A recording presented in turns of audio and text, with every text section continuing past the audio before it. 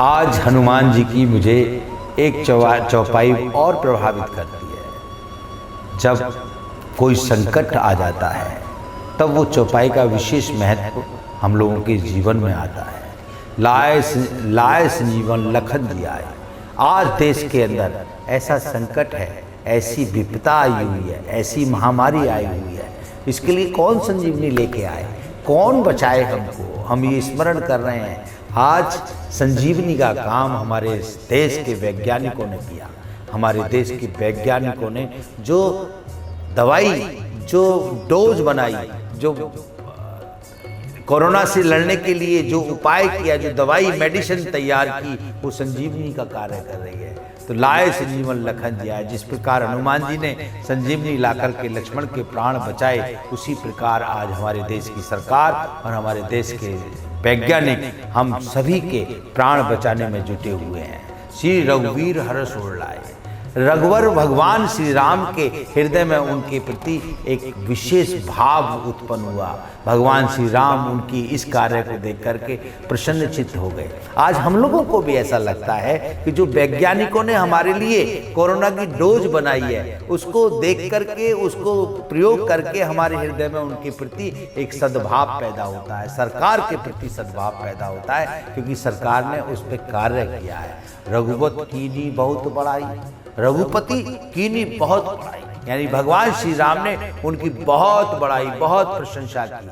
आज वो समय है कि हम प्रत्येक व्यक्ति वैज्ञानिकों को धन्यवाद दें और वैज्ञानिकों के विषय में बताएं लोगों को कि वैज्ञानिकों ने कैसे मेहनत, रात और दिन परिश्रम करके इस दवाई का निर्माण किया है। ये हनुमान जी हमको सिखाते हैं कि कैसे किसी की प्रशंसा करनी चाहिए। भगवान श्री राम ने उनकी प्रशंसा की, कब की? जब उन्होंने लक्ष्मण के प्राण बचाए।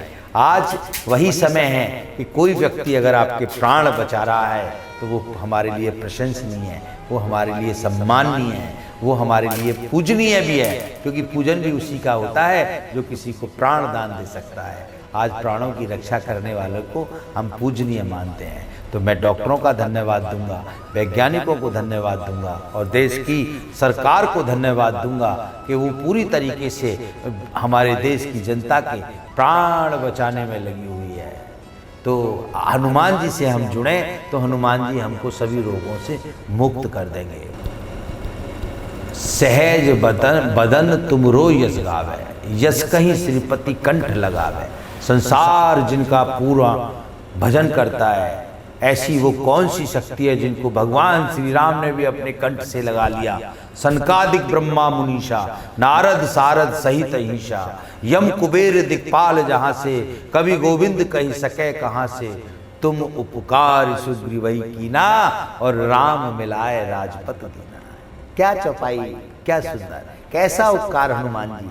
हनुमान जी कौन है? जिनके अंदर 4 गुण हैं, संयम, सेवा, साधना और समर्पण। जिसके अंदर ये 4 गुण होते हैं, उनकी शरण में जो जाता है वो राजा बनता है। ये चौपाई कह रही है हनुमान जी की शरण में सुग्रीव आए, सुग्रीव राजा बने। कैसा उपकार हनुमान जी ने सुग्रीव के ऊपर किया? तुम उपकार सुग्रीवई कीना और राम मिलाए राजपद दीना। राम से मिलाया, आध्यात्मिक शक्तियां प्राप्त हुई और राजा बनाया। तो यदि आपकी संतान, आपके पुत्र, आपकी पुत्रियां, नई जनरेशन हमारे भारतवर्ष की हनुमान जी का स्मरण करती है तो उनके ऊपर हनुमान जी कैसा उपकार करेंगे।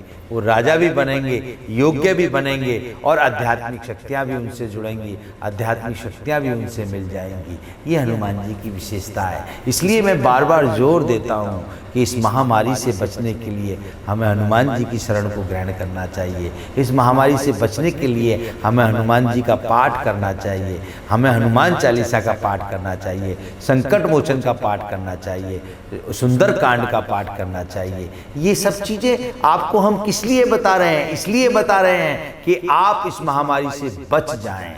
आप घर पर बैठ कर के नित्य प्रतिदिन सोचते हैं मैं क्या करूं, घर में अकेला बैठा हूं। आप अकेले नहीं बैठे हैं, आपके साथ स्वयं परमात्मा विराजमान है।